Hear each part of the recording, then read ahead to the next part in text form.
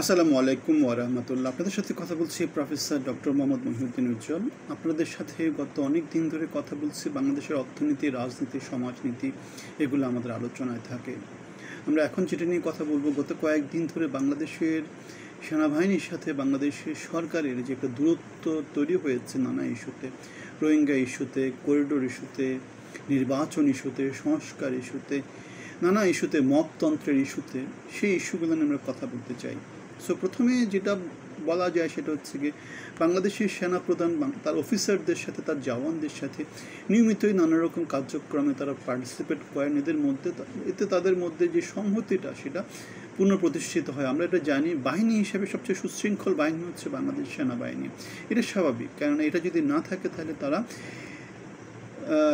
একই সাথে চলতে পারবে না। কোথাও যদি বিভেদ দেখা দেয় সরকারের মধ্যে, তাহলে কী হবে? আলটিমেটলি ফাংশন করবে না, আলটিমেটলি অকেজো হয়ে যাবে। সেনাবাহিনী যেহেতু সবচেয়ে সুশৃঙ্খল বাহিনী, তাদেরকে যেহেতু সবচেয়ে বেশি ট্রেনিং দেওয়া হয়, তাদেরকে যেহেতু সবচাইতে বেশি পরিশ্রমের মধ্য দিয়ে রাখা হয়, সকাল সন্ধ্যা তাদেরকে নানা রকমের ডিসিপ্লিনারি কাজের মধ্যে রাখা হয়, সুতরাং তারা ওইভাবেই তৈরি হয়েছে। আপনি দেখবেন যে একজন সেনাবাহিনীর জওয়ান আর একজন পুলিশের মধ্যে পার্থক্যটা কোন জায়গায়? এই ট্রেনিংটাই হচ্ছে তাদের পার্থক্য, যোগ্যতা, যে তারা কাজ করতে পারে, তারা পরিশ্রমী, তারা চিন্তা করতে পারে, তারা ডিসিসিভ, তারা কী করবে না করবে তারা সেটা জানে। সেনাবাহিনী কী করবে না করবে সেটা তারা জানে। আপনারা দেখেছেন 5ই আগস্টে হাসিনা সরকার পালিয়ে যাওয়ার পরে থেকে সেনাপ্রধান কিন্তু বলেছে খুব দ্রুত সরকার ফর্ম করতে হবে, তাহলে বাংলাদেশ খুব দ্রুত স্বাভাবিকতার দিকে হাঁটবে। এবং সেনাপ্রধান কিন্তু সাথে সাথেই যেটা ছিল আর কি, আমাদের জরুরি অবস্থা কিন্তু তুলে নিয়েছিলেন, কারণ তারা জানে তারা কি করবে, তারা ডিসিসিভ। কিন্তু আমাদের বর্তমান সরকার 9 মাস চলে গেল, এখনও তারা সংস্কারের কিছু করতে পারেনি, তারা এখনও নির্বাচনের পথে হাঁটছে না। তারা কি করছে গত 9 মাসে, আমি 10 মাসে আমি কিচ্ছু খুঁজে পাই না, আপনারা কিছু খুঁজে পেয়েছেন।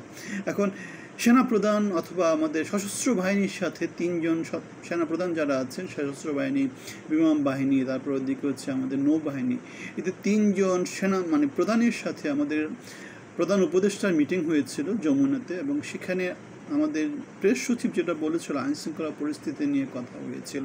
কিন্তু আমাদের যেটা ধারণা সেটা হচ্ছে কি, এই দরবারে সেনাপ্রধান তার অফিসারদের উদ্দেশ্যে যে বাণীটা দিয়েছেন, সেখানে আমরা দেখতে পেয়েছি কিছু ইস্যু তিনি নিয়ে এসেছেন। একটা হচ্ছে মবতন্ত্র তৈরি করা যাবে না, মব ইস্যুতে তারা কঠোর অবস্থানে যাচ্ছেন। তারা অনেক আগে ফেব্রুয়ারির 25 তারিখে একই কথাই বলেছিলেন, দেশের ভিতর থেকে ম্যানুফ্যাকচার করা। তাহলে এই অবস্থা সরকার উদ্দেশ্য প্রণোদিতভাবে তৈরি করছে, সেটা আমাদের সেনাপ্রধান তখন থেকে কিন্তু বলে আসছেন, এবং আমরাও সেটা বলে আসছি সেই অনেক আগে থেকে।